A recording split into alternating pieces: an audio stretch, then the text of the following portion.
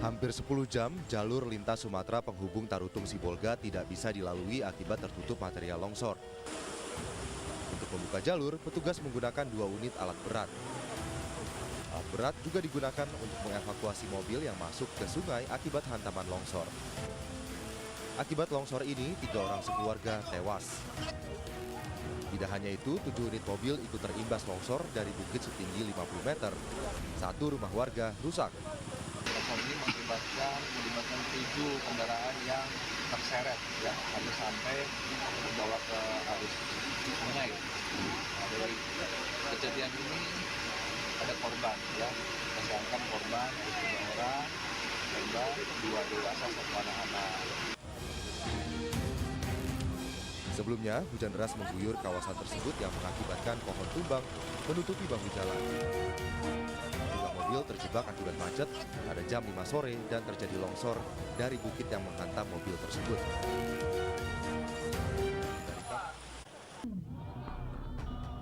Puluhan guru besar dan Civitas Akademika Universitas Islam Negeri Syarif Hidayatullah membacakan pernyataan sikap terkait kondisi demokrasi Indonesia dalam seruan Ciputat, Senin siang. Pernyataan sikap ini dibacakan langsung Guru Besar Universitas Islam Negeri Syarif Hidayatullah. Ada 5 poin pernyataan sikap. Yang pertama, mendesak penyelenggara pemilu baik KPU, Bawaslu, DKPP agar bekerja profesional dan bertanggung jawab.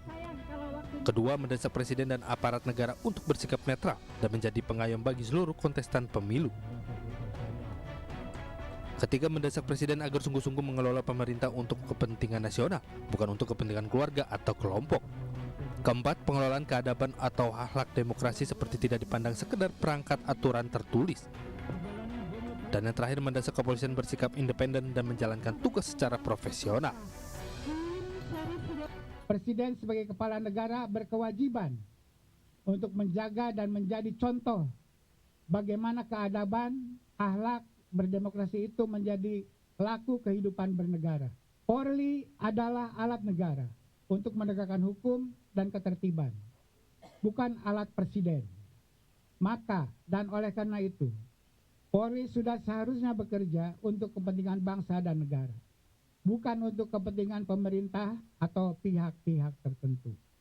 Makin menurunnya semangat mengelola demokrasi dengan prinsip-prinsip moral, prinsip-prinsip etik, prinsip-prinsip berkeadaban.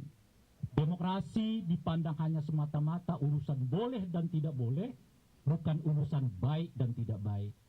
Dinasti politik tentu saja boleh secara aturan, tapi jelas itu menggerogoti demokrasi yang diperjuangkan oleh aktivis tahun 98 yang dahulu. Di mana salah satu poin penting dari tuntutan mahasiswa itu adalah menolak praktek kolusi, korupsi, nepotisme yang kita singkat sebagai praktek KKN. Maka jika pada hari ini kita kembali berkumpul di sini, para Civitas Akademika plus juga dengan para alumni mau menegaskan bahwa reformasi yang diperjuangkan 26 tahun yang lalu tidak boleh disepelekan, diabaikan. Sebelumnya, sejumlah universitas nasional juga telah memberikan pernyataan sikap mengkritisi demokrasi Indonesia yang tidak sesuai koridor dan memprihatinkan. Dari Jakarta, Amri Narida, Oki Mahendra, iNews melaporkan. Gelombang kritik dari para Civitas Akademika terkait kemunduran demokrasi terus mengalir. Kini Civitas Akademika Universitas Pendidikan Indonesia menyusul akademisi di kampus lain menyuarakan keprihatinan terhadap kondisi bangsa. Untuk kepentingan politik elektoral serta pelanggaran netralitas oleh para pejabat publik dalam pemilu menjadi gejala pelanggaran terhadap degradasi nilai-nilai moral dan etika kebangsaan. Melalui petisi Bumi Siliwangi, Forum Civitas Akademika UPI menyatakan rentetan tindakan pengabaian etika, moral, dan nilai-nilai Pancasila, serta pelanggaran norma konstitusi Undang-Undang Dasar 1945 yang ditunjukkan oleh para pejabat publik tanpa rasa malu, menjadi potret rusaknya bingkai kebangsaan dan kenegaraan.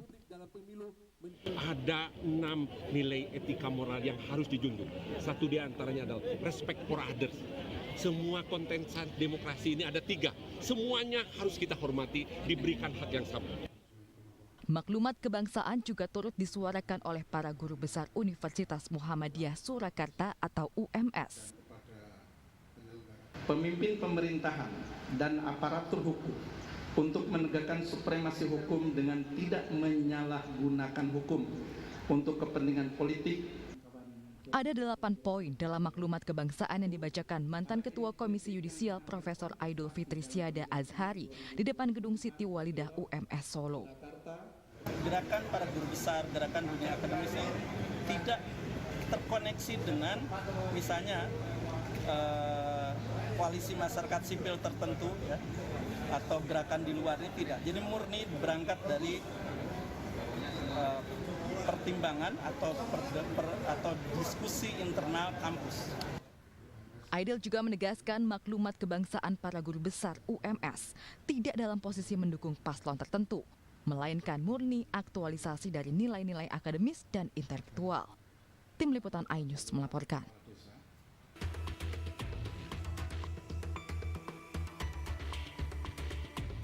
Para guru besar dari sejumlah perguruan tinggi di tanah air menyuarakan keresahan terhadap pemerintahan Presiden Joko Widodo saat ini. Di antaranya kritik dari guru besar, dosen dan mahasiswa Universitas Gadjah Mada Yogyakarta.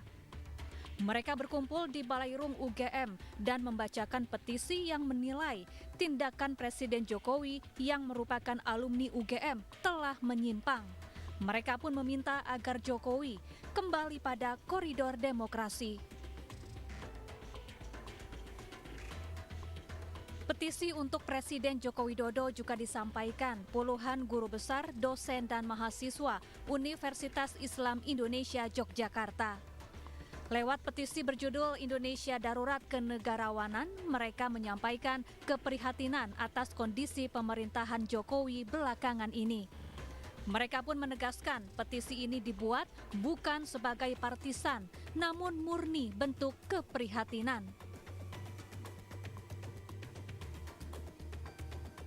Suara keresahan juga datang dari Sivitas Akademika Universitas Indonesia yang mendeklarasikan seruan terkait situasi demokrasi Indonesia saat ini.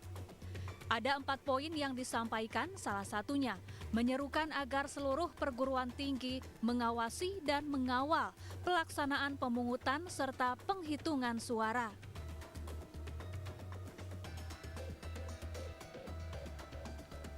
Tak juga diam, Forum Keluarga Besar Institut Pertanian Bogor menyampaikan seruan serupa. Mereka mendesak agar para penguasa dan penyelenggara pemilu melaksanakan demokrasi bermartabat. Para akademisi ini menginginkan agar demokrasi dijalankan untuk kepentingan rakyat, bukan individu, golongan, atau penguasa. Pemimpin nasional juga harus menjunjung tinggi etika dan moral. Seruan ini disampaikan lantaran mereka menilai tata kelola pemerintahan saat ini tidak berjalan dengan baik. Tim Liputan iNews melaporkan.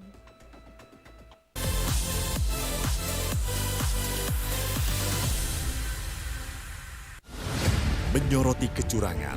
PTS ini bukan soal korupsi. Itu ditemukan, itu fakta yang ditemukan di lapangan. Menyuarakan keadilan. Melarikan diri melalui sungai. Wilayah tidak tersentuh oleh negara. Laporan mendalam dan eksklusif. Saya akan tunjukkan kepada Anda. Mario Dandi, rebutan perempuan, gimana Ken?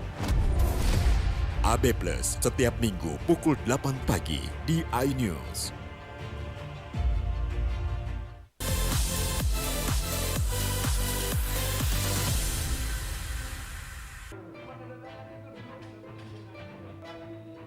Sebelumnya dalam konferensi pers yang digelar di kawasan Gambir, Jakarta Pusat, tim kuasa hukum pasangan calon Ganjar Mahfud menaruh perhatian khusus atas apa yang dialami Butet Kertarajasa yang dinilai dapat merugikan kepentingan bangsa.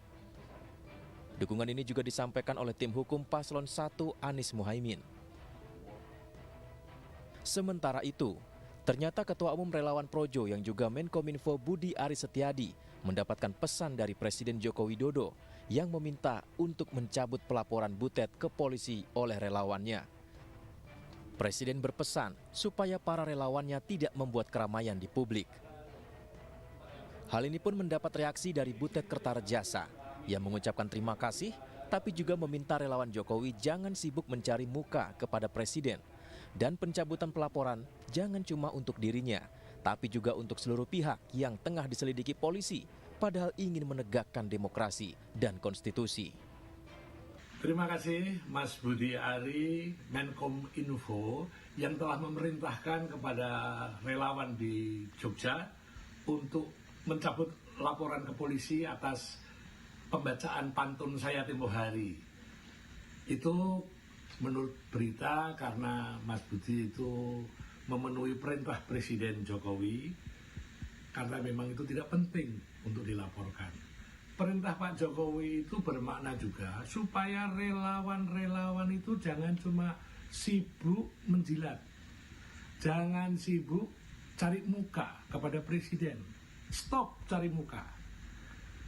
Yang kedua, seharusnya pencabutan itu tidak hanya untuk kasus saya saja, tapi juga untuk kawan-kawan yang bergerak ingin menegakkan demokrasi dan konstitusi. Seperti pelaporan Mas Aiman, Palti Huta Barat, semua harus dicabut dong.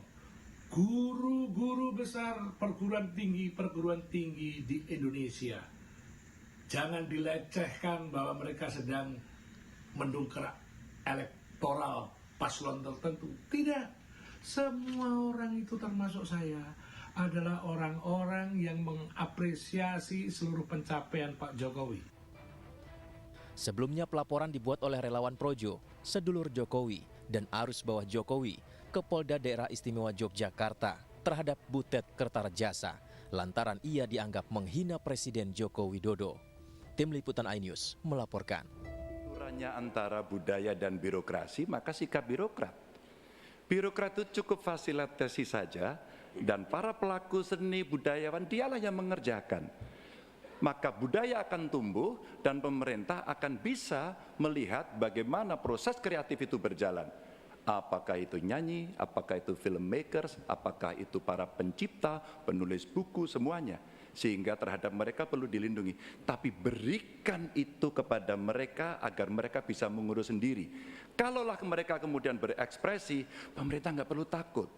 Masa takut sama pentasnya Butet? Kamu boleh loh pentas tapi tidak usah ngomong politik. Enggak, pemerintah mesti dikritik, pemerintah mesti waras, pemerintah mesti dalam track. Dan biarkan mereka mengekspresikan dengan seninya, dengan karakternya, dengan budayanya. Dan kita cukup fasilitasi mereka yang akan mengerjakan. Begitu, birokrasi. Dewan Kehormatan Penyelenggara Pemilu atau DKPP menyatakan Ketua Komisi Pemilihan Umum Hasyim Asyari terbukti melanggar kode etik dan pedoman perilaku terkait tindak lanjut putusan Mahkamah Konstitusi yang meloloskan Gibran Rakabuming Raka sebagai calon wakil presiden.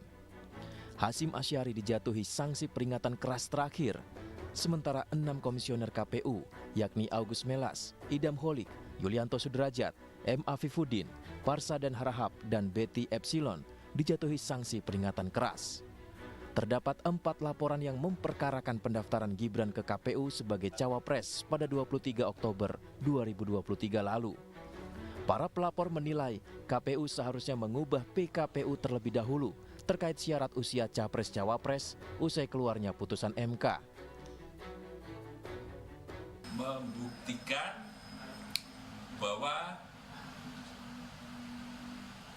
secara kode etik terjadi pelanggaran. Menanggapi pelanggaran KPU, tim kampanye nasional Prabowo Gibran menyatakan putusan DKPP tidak berkaitan secara hukum terkait ketetapan hukum atau legal standing paslon Prabowo Gibran. Bahwa putusan DKPP ini tidak ada kaitannya secara hukum dengan legal standing paslon Prabowo Gibran. Karena paslon Prabowo Gibran bukanlah terlapor, bukan juga turut terlapor dalam perkara ini. Sebelumnya Bawaslu menetapkan KPU melakukan pelanggaran administrasi target keterwakilan caleg perempuan sebesar 30%.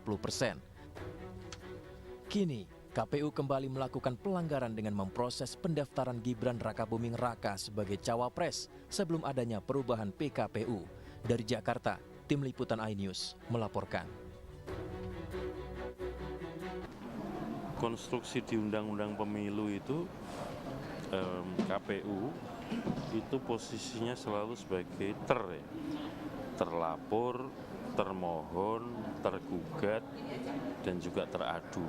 Nah, kalau di DKPP ini sebagai teradu. Nah, karena saya sebagai teradu, maka saya mengikuti proses-proses persidangan di DKPP. Ketika ada sidang diberikan kesempatan untuk memberikan jawaban, keterangan, alat bukti, argumentasi sudah kami sampaikan. Dan setelah itu kan kewenangan penuh dari majelis DKPP untuk memutuskan apapun itu. Sehingga dalam posisi itu saya tidak akan mengomentari putusan DKPP. Ketika dipanggil sidang kami juga sudah hadir memberikan. Putusan DKPP itu akan berkaitan dengan pribadi dari penyelenggara pemilu. Jadi seharusnya tidak mempengaruhi putusan lembaga ya. Proses yang telah dilakukan itu yang disalahkan itu penyelenggara atau KPU. Jadi ya silahkan terjemahkan sendiri, tapi bagi kami proses telah berjalan ya. Proses telah berjalan, ada permasalahan mengenai itu yang kemudian dicermati dan juga dilaporkan kepada Dewan Kehormatan Penyelenggara Pemilu, yaitu ranah dari Dewan Kehormatan Penyelenggara Pemilu. Jadi kami agak sulit kemudian untuk KPP terkena ada keputusan yang menyampaikan bahwa dia melanggar etika. Saya belum tahu apa kemudian hukuman yang diberikan pada soal etika ini. Maka mudah-mudahan menjadi pembelajaran buat kita semua. Maka dalam closing statement saya tadi malam, ya demokrasi mesti dilaksanakan dengan baik-baik ya. Tidak boleh ada yang mengangkangi demokrasi, prosesnya berjalan dengan baik. Dan lihatlah, kalau MK-nya juga kena problem etika, terus kemudian KPU-nya kena etika, apa yang kemudian bisa kita banggakan pada rakyat dari proses pemilu ini? Maka wajar kalau kemudian para ilmuwan keluar dari kampus untuk menyatakan keprihatinannya. Tokoh agama, tokoh masyarakat, ya. Pelanggaran kode etik yang diputuskan di KPP menjadi catatan hitam proses politik nasional kita. Hari ini ada dua catatan hitam, satu MK, dua DKPP. Ini catatan hitam yang saya kira menjadi keprihatinan nasional. Semoga ada langkah-langkah yang membuat kita sebagai bangsa percaya diri dan bangga bahwa bangsa ini.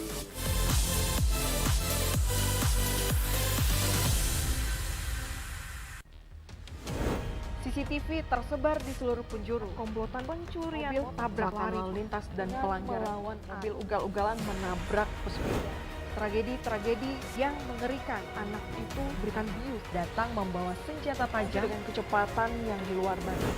Terekam kejadian-kejadian unik warga Plus 62. Nama saya Brigadir Marcelina dan inilah dia program Terekam.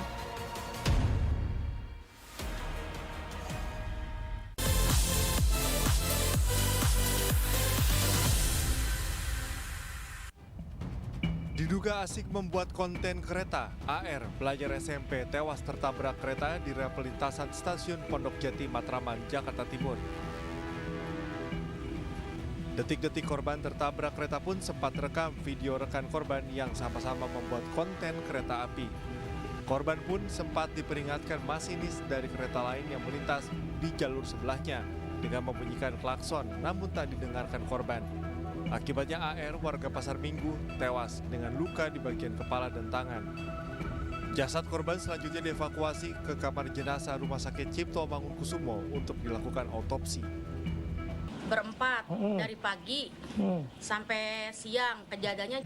Terus udah kayak gitu, temennya yang 3 kabur, yang sendiri langsung ke BKD, dia ke pos ngadu gitu. Oh, dia itu bikin konten atau apa ya? Bikin konten kayak YouTuber gitu. Oh, YouTube. Nah, ini sendiri-sendiri sebenarnya nggak boleh, bener ya. Kan ada tulisannya itu, biasanya ada dilarang papan itu biasanya ada. Tapi udah sering atau gimana? Ini yang banyak tuh kalau minggu nih, sampai ujung Perak. Pada bikin konten-konten gitu? Nah itu banyak. Terkait kejadian tersebut, KAI Daop 1 Jakarta mengimbau agar warga tidak melakukan aktivitas di area terlarang seperti jalur kereta. Dari Jakarta, Rio Manik, iNews melaporkan.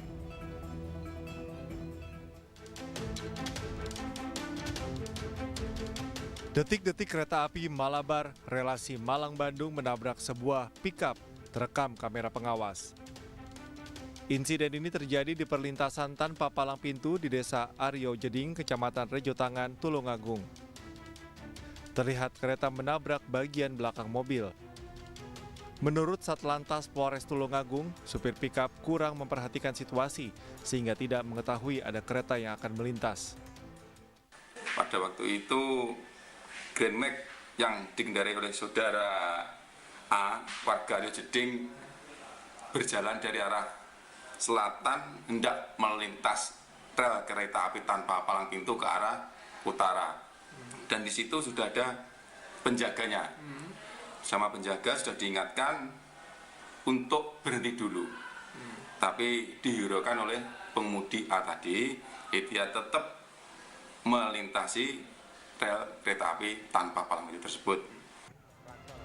Akibat kecelakaan ini, pengemudi pickup mengalami luka ringan dan dilarikan ke rumah sakit. Polisi mengimbau agar peristiwa seperti ini tak terulang. Polisi mengimbau kepada masyarakat untuk selalu waspada ketika hendak melewati perlintasan kereta api tanpa palang pintu.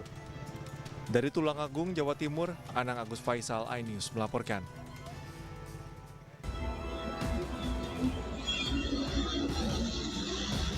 Inilah rekaman kamera pengawas saat memperlihatkan sebuah mobil truk box yang tengah terparkir di pinggir Jalan Raya Kedep, Desa Telajung Udik, Kecamatan Gunung Putri, Kabupaten Bogor, Jawa Barat, menabrak seorang pejalan kaki.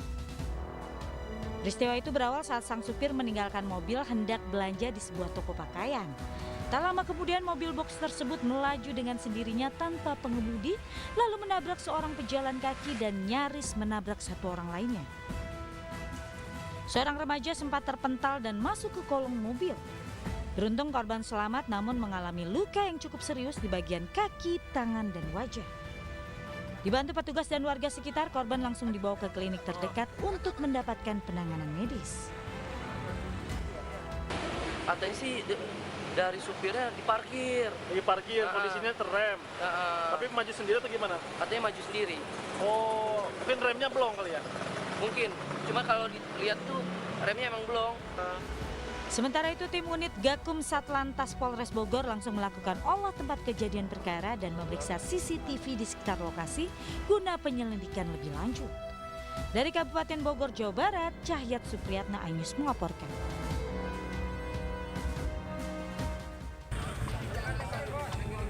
Video amatir menunjukkan minibus dengan bernomor polisi AG 1267TC dikepung warga setelah berhenti karena menabrak gapura desa di Kota Batu Minggu siang. Sebelumnya mobil dikejar warga karena menyerempet dua sepeda motor di Jalan Sultan Agung dan Jalan Suropati, Kota Batu. Pada akhirnya sang pengemudi berinisial PS, warga desa Kepudoko, Tembelang, Kabupaten Jombang tewas di rumah sakit Hasta Brata akibat luka yang dideritanya. Dari TKP ini melibatkan 3 kendaraan. Yang jelas yang pertama R4, yang kedua itu R2 di Sultan Agung dan di Jalan Suropati. Namun yang di Jalan Sultan Agung untuk korban mengalami luka robek pada pinggul. Untuk yang di Jalan Suropati, pengemudi kendaraan R2 tidak menghentikan kendaraan, tapi langsung melaju. Guna mengetahui penyebab pasti, kasusnya dalam penyelidikan Satlantas Polres Batu. Dari Batu, Jawa Timur, Denny Irwansyah, iNews melaporkan.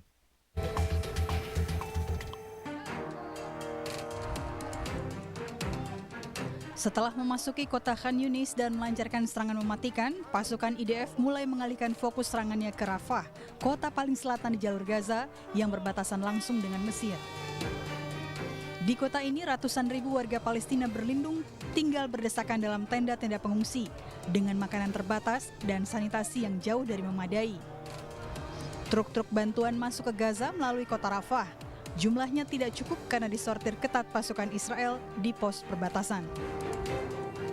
البيت النازحين في المناطق الجنوبية من منطقة رفح بعد نزوح المنطقة خان يونس والمناطق الوسطى كلهم تكدس الناس تكدست كلها في مناطق رفح وكميات الغذاء اللي بتصل السكان غير كافية ومحدودة جدا وبنطالب بإدخال مساعدات كافية للسكان عودة النازحين لأماكن سكناهم. Meskipun ada banyak orang yang mencari perlindungan, Rafah tidak luput dari pengeboman udara termasuk serangkaian serangan udara Israel dalam 24 jam hingga hari Sabtu. Baik PBB maupun Uni Eropa menyatakan keprihatinannya mengenai dampak perluasan pertempuran ini. ما جينا على الخيام ما شفنا حاجة في الخيام هنا. جينا من المدارس أجينا في الخيام هنا. ما لناش يعني اللي هسوي في الخيام. بس الوضع بالمرة صعب فينا في رفح، صعب بالمرة، كله غالي وكاوي. يعني لو تشتري عضو جديد يعني الله يجزاك ب20 شيء. كله غالي وكاوي هنا. احنا جينا نقبل كيس الطحين من هنا عشان خاطر الطنيات يا ابن الحلال. زي ما انت شايف الوضع. هذا اللي احنا شايفينه. نقول ربنا يفرجها علينا. خذ اليوم بكره ولا بكره يصير هدنه. هاي اللي بنقول يا رب. Kementerian Kesehatan di Gaza mengatakan pada hari Sabtu, jumlah korban tewas di masa perang ini telah melampaui 27.000 orang, sedangkan korban luka lebih dari 66.000 orang.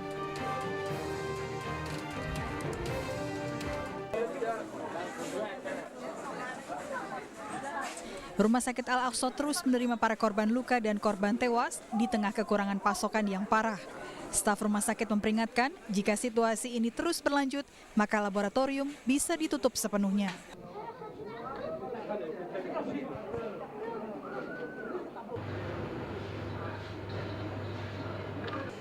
Para pekerja di Rumah Sakit Al-Aqsa di pusat kota Deir al-Balah, Gaza Tengah mengatakan prosedur seperti transfusi darah kini menjadi lebih sulit dilakukan akibat kurangnya obat-obatan yang digunakan untuk tes hepatitis atau HIV. Rumah-rumah sakit di jalur Gaza terdampak paling parah akibat serangan brutal Zionis Israel. Organisasi Kesehatan Dunia WHO mencatat sebelum perang, Gaza memiliki sistem kesehatan yang kuat dengan 36 rumah sakit, 25.000 petugas kesehatan, dan banyaknya dokter spesialis. في وقت ما كان عدد الكادر الطبي قرابة 450 طبيب، الآن لا يوجد إلا قرابة 100 طبيب، وهذا عدد قليل بالنسبة للخدمة التي تقدم في مستشفى شهداء الأقصى، لا سيما أن المستشفى هو المستشفى الوحيد الموجود في المنطقة الوسطى، وأيضا هنالك نزوح عدد كبير من المرضى من شمال غزة ومن جنوب غزة. Namun rumah sakit kini kewalahan menampung pasien dan pengungsi yang mencari perlindungan. Selain stok beberapa obat-obatan yang semakin minim, pihak rumah sakit juga kekurangan perangkat dan bahan untuk prosedur bedah.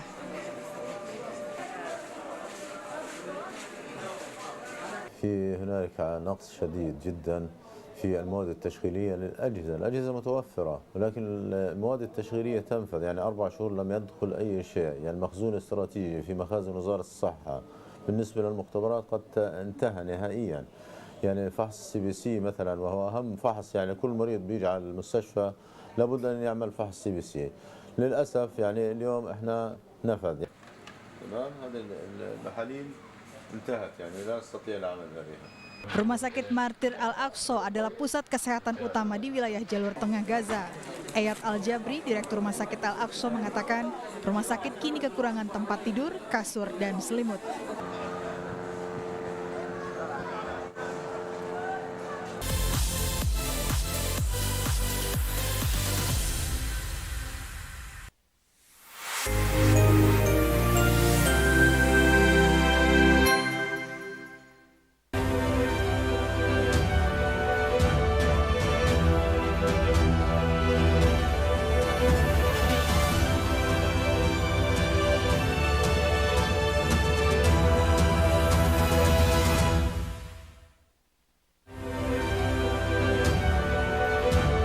Speedboat tabrakan 5 penumpang tewas.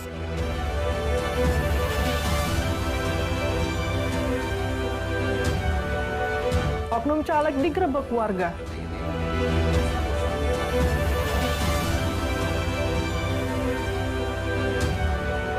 Ziarah ke makam ulama Syekh Abdullah Baghdadi di Oku Selatan.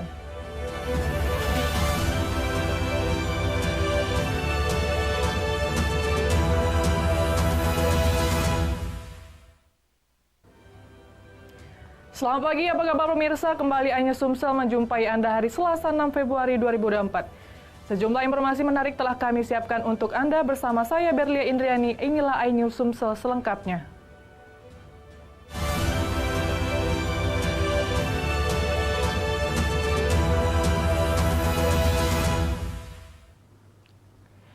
Diawali berita pertama, peristiwa kecelakaan kendaraan air terjadi di perairan Sungai Musi Banyuasin, Tanjung Serai, Banyuasin Minggu dini hari. Akibatnya 5 orang ditemukan tewas, sedangkan 1 orang lagi masih dalam pencarian.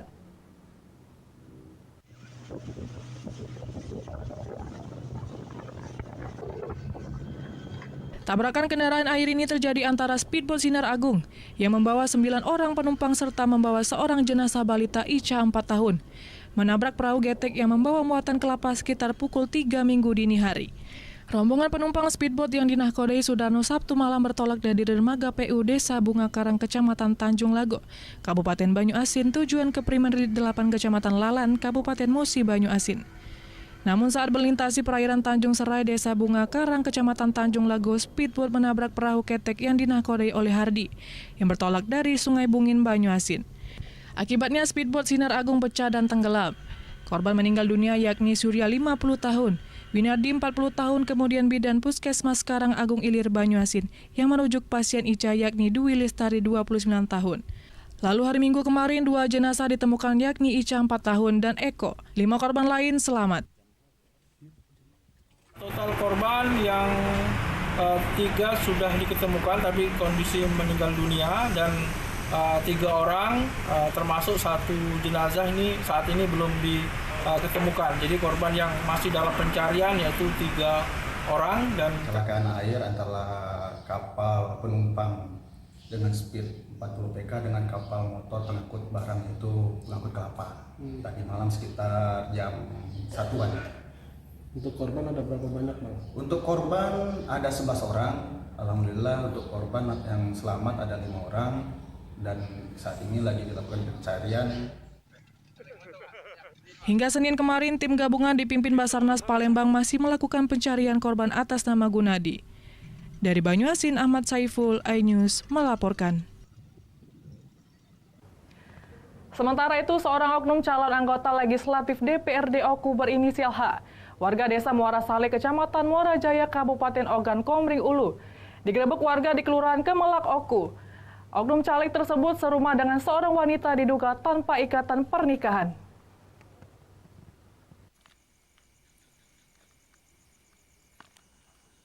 Inilah detik-detik warga kawasan perumahan Grahayasa, RT 4 RW 1 Kelurahan Kemelak Pindung Langit, Kecamatan Batu Raja Timur, Ogan Komering Ulu, saat melakukan penggerebekan terhadap pasangan sejoli yang belum menikah tinggal serumah.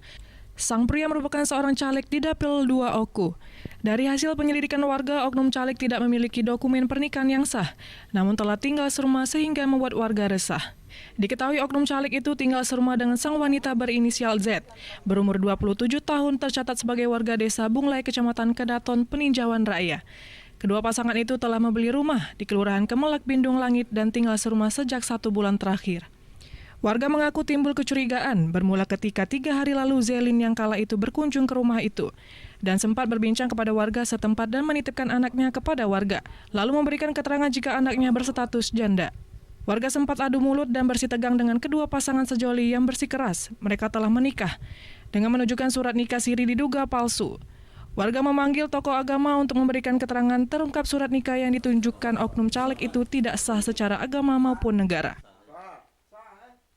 Jadi kami warga di sini merasa teresahkan, Pak. Sudah sering bahkan terjadi seperti ini. Ketiga kalinya? Sudah ketiga kalinya. Dengan orang yang sama? Lain, beda. Jadi mudah-mudahan atas kejadian ini dapat menjadi evaluasi untuk ke depan, Pak. Supaya tidak terjadi lagi. Ini memang seorang caleg deh, Pak? Ya, benar, caleg. Pak. Ini seorang caleg, Pak. Dari partai? Partai Garuda. Partai Garuda. Dapil berapa, Pak? Dapil 2. Dapil 2. Aku seperti ini. Kamu tidak itu. Demi Allah, demi Rasulullah, tidak gagal. Nah, itu ceritanya kan. Nah, karena ini jadi kita sama-sama mawas diri, aku juga mawas diri. Aku tidak akan mengusilkan warga sini. Begitu juga sebaliknya warga sini. Seandainya aku sudah resmi nanti oleh orang tua, kan gitu. Warga setempat mengaku akan mengadakan cuci kampung dengan memotong hewan ternak jenis kambing. Dari Ogan Komering Ulu, Widori Agustino, iNews melaporkan. Beginilah kondisi jalan lintas Kota Pagar Alam menuju Kabupaten Empat Lawang. Infrastruktur jalan aspal banyak yang rusak dan berlobang. Selain itu, di Kecamatan Jarai, Kabupaten Lahat, beberapa titik jalan juga rusak berat dan amblas.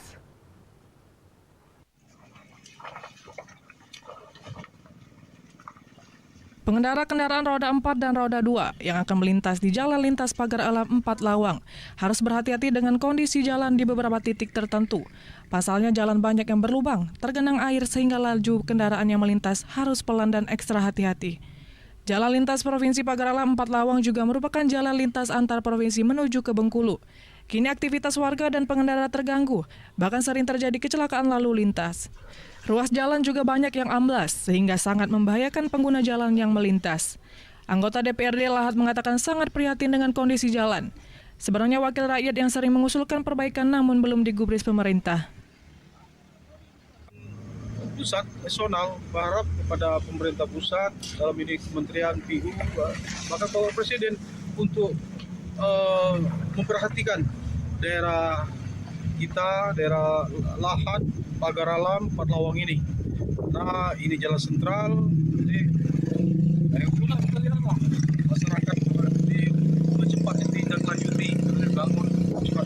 Sudah banyak korban, terutama yang di sini. Dan di sana nanti ada juga jalan ini memakan korban karena belum diperbaiki oleh pemerintah daerah maupun daerah pusat. Warga dan pengguna jalan berharap agar secepatnya jalan yang berlubang diperbaiki. Dari Lahat, Yudifa Ifman, iNews melaporkan. Logistik pemilu di Oki arungi sungai. Nantikan beritanya sesaat lagi.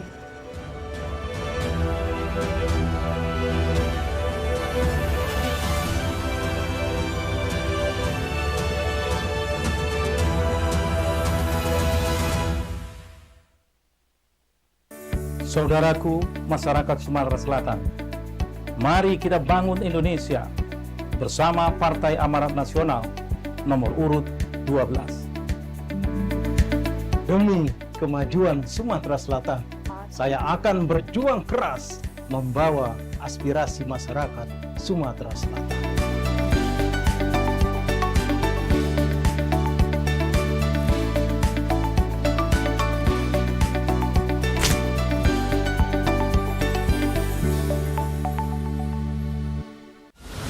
Menyoroti kecurangan. PTS ini bukan soal korupsi. Itu ditemukan, itu fakta yang ditemukan di lapangan. Menyuarakan keadilan. Melarikan diri melalui sungai. Wilayah tidak tersentuh oleh negara. Laporan mendalam dan eksklusif. Saya akan tunjukkan kepada Anda. Mario Dandi, rebutan perempuan. Gimana, Gen? AB Plus setiap minggu pukul 8 pagi di iNews. Mengupas makna dan tafsir Al-Quran bersama ulama terkemuka tanah air. Kaumum min kaum khairun minal yadis sufla. Nggak bakal bisa dibayar oleh dunia dan seisinya. Jelas, lugas untuk kehidupan sehari-hari. Di antara yang merusak hati adalah buruk sangka. Wa aqimus shalah wa atuz zakah. Itu pun sejajar dengan jihad fisabilillah. Cahaya Hati Indonesia, Sabtu dan Minggu pukul 12 siang di iNews.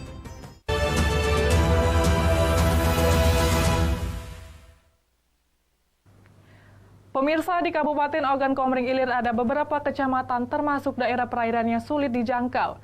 Namun untuk logistik pemilu dipastikan aman, meski petugas harus berjuang mengarungi sungai.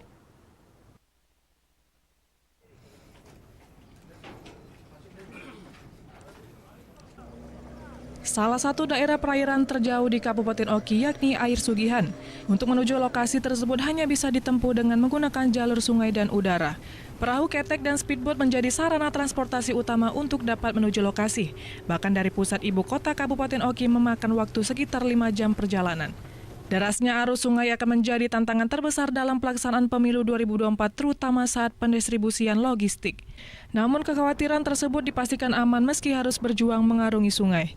Pemkab Oki pun bersama para Forkimda dan semua pihak meninjau secara langsung kondisi logistik pemilu 2024 itu, guna memastikan jika logistik KPU dalam keadaan aman dan kondusif sesuai harapan.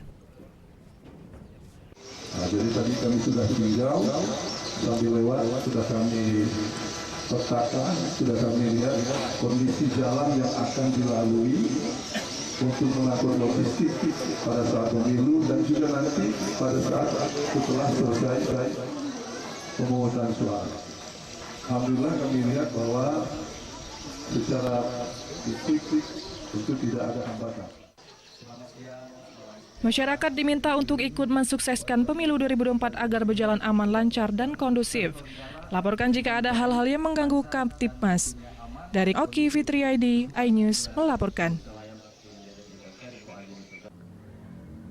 Pemirsa, caleg DPR RI dari Partai Perindo mendukung penuh upaya mengalahkan peningkatan cipta kreasi yang dapat diandalkan bagi pelaku usaha UMKM sebagai pencipta lapangan kerja.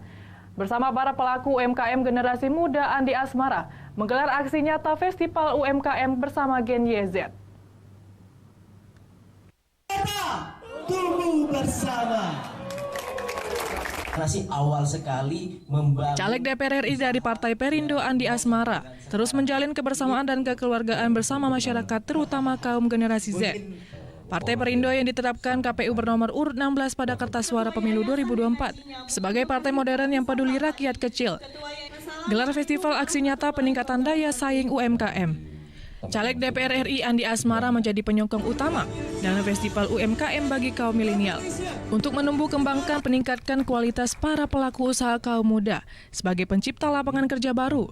UMKM menjadi usaha yang dapat diandalkan sebagai peningkatan kemajuan ekonomi bangsa. Ini adalah aksi nyata yang diinisiasi oleh para milenial.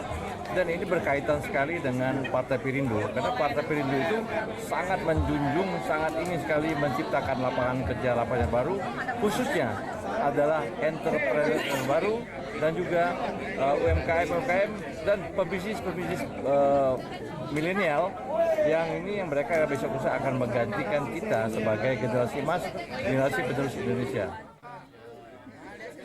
Andi Asmara terus berupaya mendongkrak produk yang dihasilkan dapat diminati masyarakat melalui Festival UMKM bersama Gen Z untuk menjembatani para pengusaha muda dan para pelaku UMKM. Kegiatan ini sangat sesuai dengan visi dan misi dari Partai Perindo untuk mendukung dan memajukan UMKM Indonesia sebagai langkah untuk menggali potensi UMKM ekonomi kreatif dan menciptakan lapangan kerja bukan mencari kerja. Dari Palembang, Ahmad Saiful, iNews melaporkan. Pemirsa, serangan stroke menjadi penyakit pembunuh nomor 2 di dunia. Salah satu penyakit pada otak ini dapat dideteksi sejak awal dengan teknologi. Profesor Dr. Eka Julianta Wahyu Pramono, seorang guru besar spesialis bidang bedah syaraf Rumah Sakit Siloam, mengedukasi bahaya serta penanggulangan penyakit melalui film 3 dimensi.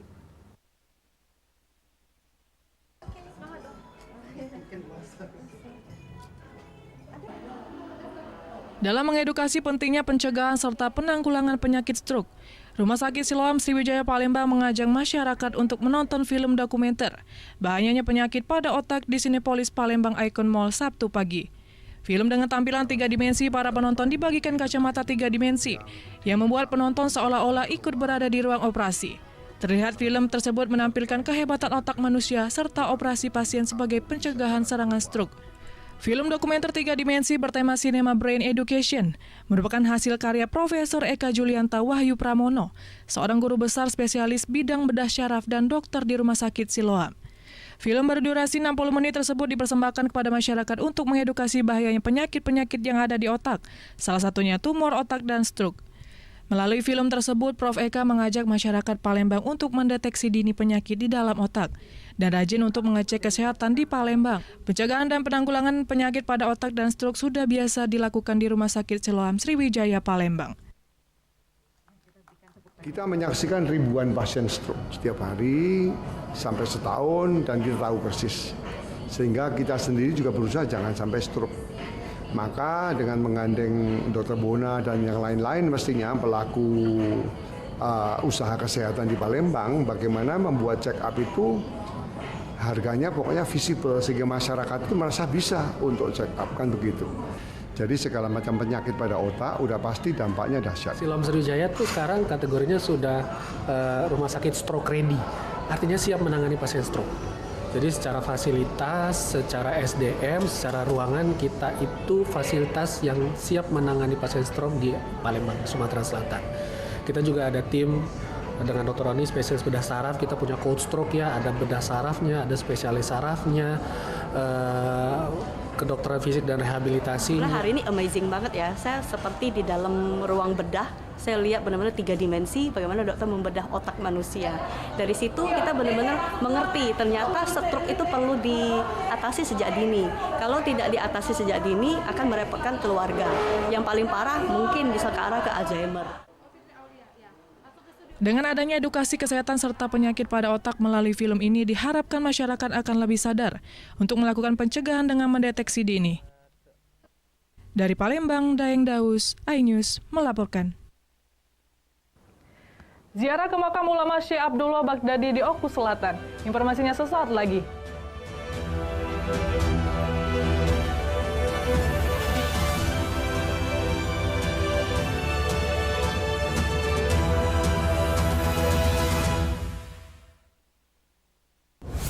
Kompilasi seputar keunikan, keajaiban, dan hal-hal menarik di berbagai belahan dunia. Suku Sentinel dipercaya berasal dari Afrika yang bermigrasi ke pulau itu sejak 60.000 tahun yang lalu. Seperti apa sejarah kelam dari tragedi tenggelamnya kapal Titanic? Lantas siapa tokoh di balik anime yang legendaris? OMG, setiap hari pukul 8 malam, hanya di iNews. CCTV tersebar di seluruh penjuru. Komplotan pencurian, mobil tabrak lalu lintas dan pelanggaran mobil ugal-ugalan menabrak pesepeda.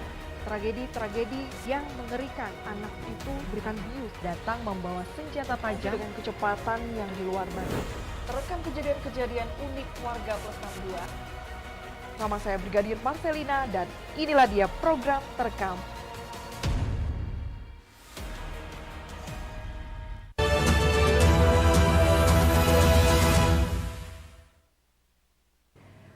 Pemirsa, sebagai pendukung sarana transformasi digital di bidang kediklatan, Balai Diklat Keagamaan Palembang mendirikan studio LTV, Balitbang Kemendag RI Smart Class Meeting Room.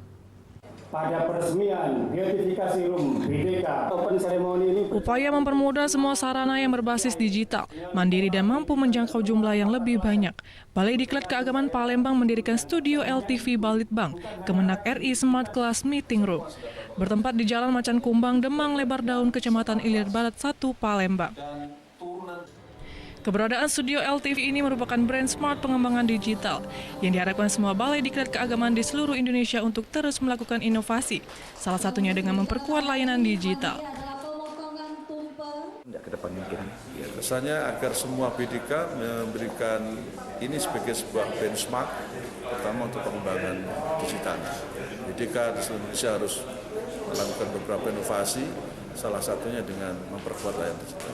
Agama inilah yang akan membawa kita menjadikan suatu untuk kita menjadi terang benderang, ya, karena dengan agama kita minat julumati ilan nur, dan kalau habis gelap itu habislah terang. Dari situlah, jadi faktor inilah, jadi mungkin LTV ini yang mungkin akan banyak menyuguhkan faktor-faktor untuk mental dan spiritual kita. Keberadaan LTV ke depan mampu bersaing dengan TV digital lainnya dengan terus menyuguhkan sarana yang membangun. Dari Palembang, Erwin Satiawan, iNews melaporkan. Pemirsa, ribuan warga memadati acara ritual penggantian kelambu makam wali Allah yang terdapat di Desa Sukabanjar, Kecamatan Muara II, Kabupaten Ogan Komering Ulu Selatan. Makam ini sering ramai dikunjungi warga dari berbagai daerah, terutama saat prosesi penggantian kelambu makam. Mau ziarah ke makam wali Allah seperti Wali Songo di daerah Jawa, warga Sumsel khususnya masyarakat Oku Selatan tidak perlu jauh-jauh pergi ke Pulau Jawa. Cukup datang ke Desa Sukabanjar, Kecamatan Muara II, ada makam wali Allah bernama Syekh Abdullah Baghdad. Setiap harinya, makam Wali Allah Syekh Abdullah Baghdad selalu ramai dikunjungi warga, terutama bagi mereka yang ingin berziarah, berdoa dan bermunajat dengan bernazar kepada sang wali. Bahkan ada warga yang sampai beriktikaf hingga 3 malam di dekat makam. Diketahui makam Wali Allah Syekh Abdullah Baghdad berada di tengah-tengah dalam areal masjid, sehingga masyarakat sekitar maupun pengunjung yang mengerjakan sholat di masjid dapat melihat makamnya. Meski tidak dapat melihat nisan secara langsung karena ditutupi kubah yang diselimuti kelambu. Zumari, salah satu pengunjung asal Pulau Beringin, mengungkapkan kedatangan dirinya bersama rombongan keluarga selain bersilaturahmi dan berziarah ke makam Wali Allah juga karena niat ingin membayar nazar. Bersilaturahmi, ziarah ke tempat pemakaman Kiai Haji Abdullah Sukaja Banjar yang terletak di tengah-tengah masjid itu, Pak. Sehingga di sana kami bersilaturahmi, berziarah ya dengan niat dan tujuan masing-masing.